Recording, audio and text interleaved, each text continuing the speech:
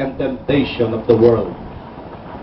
A center for excellent activity where those who live in it may have the excitement and adventure of creating new things. A dining table, a place where we could take time to enjoy all of God's gracious provisions. A living room, a place where man and woman may happily live together in intimacy and effectively bring up their children. And an altar, a place of worship, a sanctuary for thanksgiving and praise to God. Sa inyo po lahat ay lagi nyo ilalagay sa ating puso't isip. Isama natin ang Diyos sa lahat ng ating lakad. Because without God, we can do nothing. But with God, we have everything. Anumang bagay, sabi ng Bible, i-honor natin sa Diyos ang lahat. Lahat ng nasa atin, karunungan, lahat ng kaalaman. Nais ko lang i-share sa inyo, may taong isang mayaman, and it is a true story.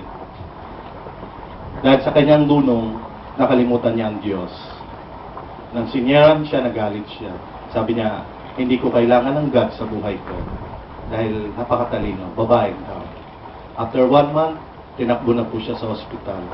And she realized, tinawag niya yung taong nag-share sa kanya, sabi niya, please pray for me. Totoo palang may Diyos. And binigyan siya ng chance ng God, sinare niya lahat ng bagay sa buhay niya, at pagkatapos noon, dumating ang 2 taon, kinuha na siya ng Panginoon. So everything na nasa atin ay huwag natin kakalimutan, it comes from God. Wala po nang galing sa atin. Lahat po yan because of Him. Kung hindi niya pahintulutan, hindi natin mararating ang lahat ng bagay. Sa inyong team leader, continue to believe in the Word of God at gagabayan kayo ng Panginoon. Tayo po'y mananalangin. Let's stand together. Magkaisa po tayong lahat.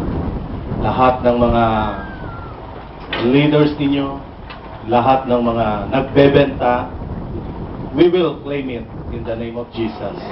Na pupunuin ng Diyos ang lugar na ito ng mga tao na masaya, pamilya.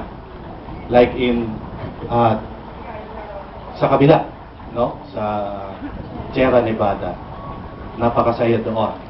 Amen? Pati mga ahas mababait. Kasi nasa sulok po kami, pumapasok ang ahas sa amin, pero nawawala, mga kapatid. Natatakot. Sabi ko, mabait din pala ang ahas dito. Pero never akong aalis. This is our home. This is our family, Camellia. Praise God. Let's pray together, mga kapatid.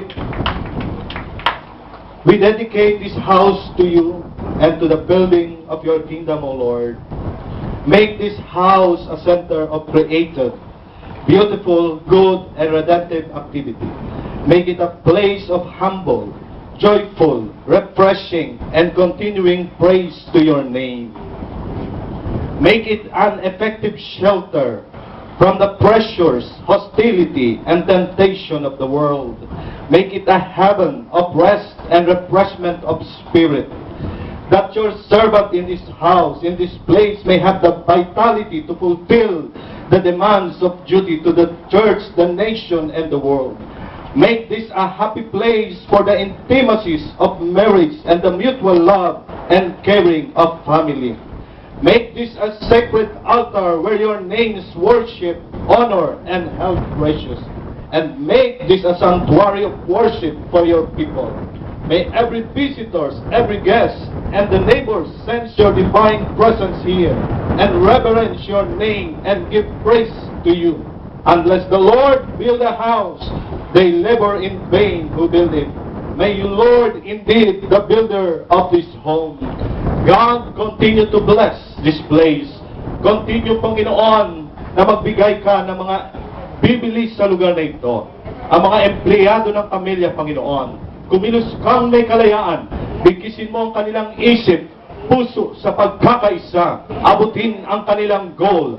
Lord, let your blessing be poured out in our midst today. Hallelujah. In the name of Jesus Christ of Nazareth, open the windows of heaven. The windows of heaven of blessing upon us today, O God. Sa bawat tao, Panginoon, nag-aalok ng lugar na ito, i-bless mo, O God. Bigkisin mo ng pag-ibig ang lugar na ito, Panginoon. Bakuran mo ng iyong mga anghel. Hallelujah! Ang lugar na ito upang sa gayon walang gawa ng kaaway ang siyang sasakop kundi ang iyong kapangyarihan, kabutihan, pag-ibig ang mananagana. Lalo na namumuno sa lugar na ito, Panginoon, I pray the blessing be upon to him.